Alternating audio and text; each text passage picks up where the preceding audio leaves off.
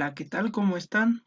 Vengo con un nuevo video y hoy vamos a aprender cómo atender a un paciente. Pues bien, ¿no? Que no sea como con las patas y por eso les vengo a traer un caso. Digamos que entra el paciente y viene diciendo, hola doctor, vengo porque me dio calentura.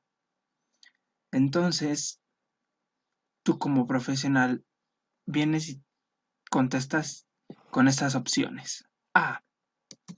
Le pregunto cuántos focos tiene. B. Le digo que ya es COVID. C. Pregunto desde cuándo y le mido la temperatura. D. Hacemos un tacto rectal. Pues exacto, le digo que ya es COVID. Muy bien. No, obviamente no. Es la C. Pregunto desde cuándo y le mido la temperatura. Entonces, vamos a hablar primero de fiebre. ¿Qué es la fiebre? Bueno, en una palabra podemos poner que es una respuesta, pero esa respuesta se caracteriza porque es un cambio en el centro termorregulador que va a aumentar la temperatura del cuerpo. Es decir, cuando se genera una ganancia excesiva que ya no puede ser compensada por la pérdida de calor. Entonces, primero veamos qué es la temperatura. La temperatura es cuando el centro termorregulador, que vamos a ver dónde es, equilibra el exceso de producción de calor. ¿Qué nos produce calor? ¿Cuándo tenemos calor? Cuando hay un aumento en la actividad metabólica del músculo y del hígado. Pero, ¿cómo perdemos calor? En otras palabras, ¿cómo se disipa el calor? Tenemos por medio de la sudoración o por medio de jadeos al respirar, es decir, al aumentar la frecuencia respiratoria. Básicamente tenemos que saber que cuando uno está sano, la temperatura normal es de 36 grados más o menos 0.4 y cuando es fiebre tiene que tener una temperatura central de mayor a 38.3 grados centígrados. ¿Qué puede alterar la temperatura del cuerpo? La hora del día. La temperatura tiene un ritmo circadiano, es decir, es diferente en la mañana y en la noche. Los lugares en donde se mide la temperatura no es lo mismo en el recto que en la boca o en la axila. Aumenta un poco más la temperatura en diferentes lugares. Luego está después de hacer actividad física, sí, porque la actividad metabólica aumenta. La edad, el sexo y la raza, todo esto relacionado con la actividad metabólica. Entonces, a pesar de que varía, siempre hay un punto de equilibrio térmico que lo puse en acrónimo PET, ¿no? Entonces, este nunca va a cambiar, al menos de que haya una patología. ¿Dónde vamos a medir la temperatura? Pues hay 3 sitios específicos. Obviamente no pongan primero esta y luego pongan esta, porque pues no está bien. Entonces, primero vamos a ver que las rectales estiman una temperatura central más estrecha que la oral y la axilar, y las axilares tardan más en alcanzar el equilibrio y son las que se alteran más por los factores que vimos. ¿Dónde está el centro termorregulador? Pues encontramos que primero se detecta la temperatura en la región perióptica, que sería esta, del hipotálamo.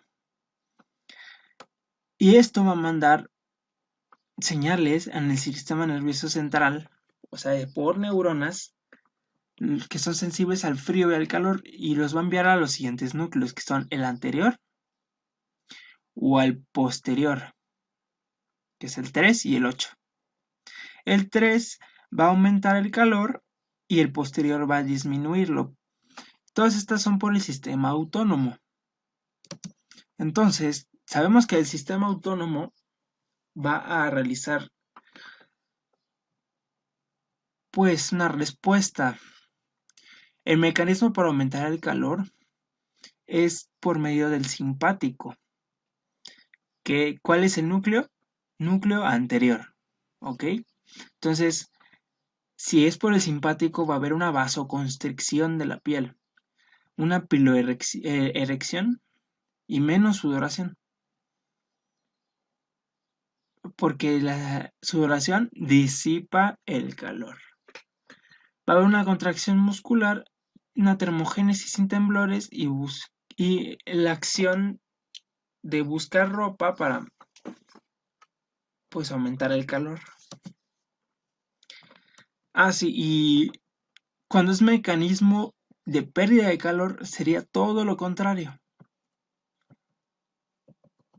Ok, ¿qué son los pirógenos? Los pirógenos son todas las sustancias que producen fiebre.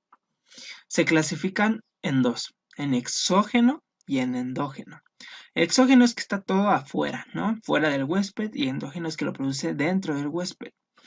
Tenemos que los exógenos los encontramos más en microorganismos, como las bacterias gram negativas. El más característico es el lipopolisacárido, perdón.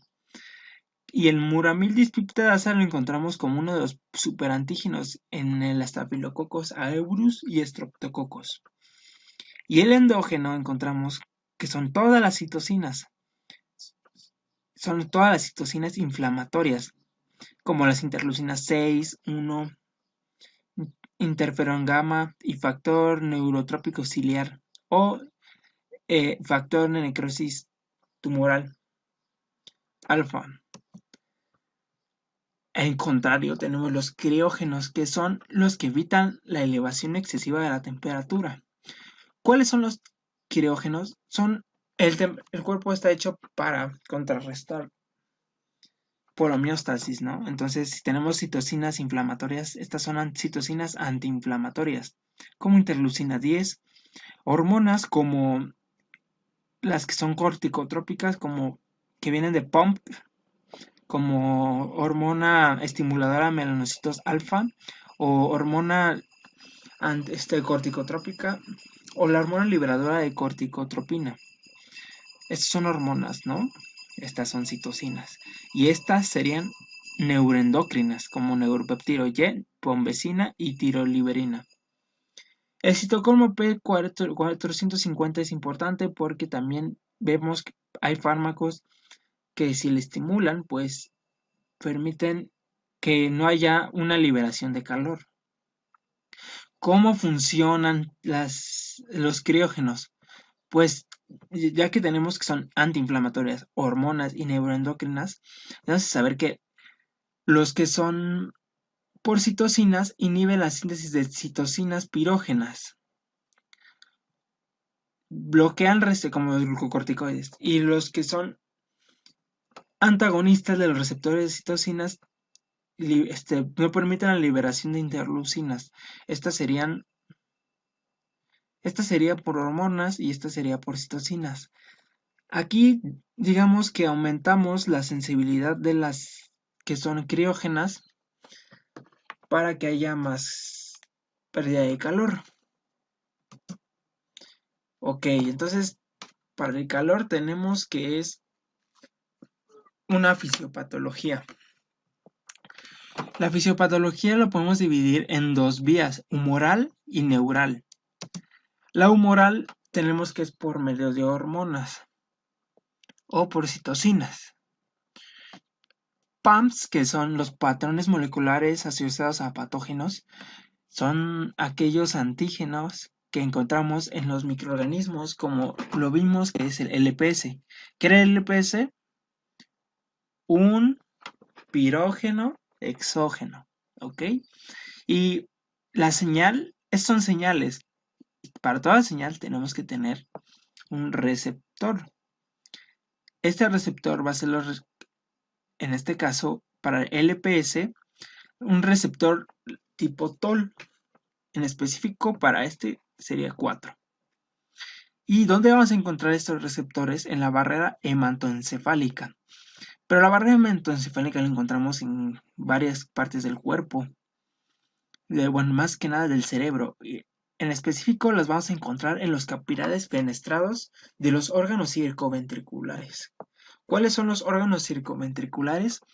Pues son varios. En estas encontramos que está la neurohipófisis, la eminencia media, la lámina terminal, que está aquí, el órgano subcortical abajo del fornix, el subcomisural abajo de la comisura posterior, la glándula pineal y el área postrema. Cualquiera de esos encontramos la barrera hematoencefálica. Y en la barrera hematoencefálica como está hecha de epitelio, va a producir por medio del ácido araquidónico que encontramos en la capa de los lípidos, la membrana en la bicapa membranosa de la célula.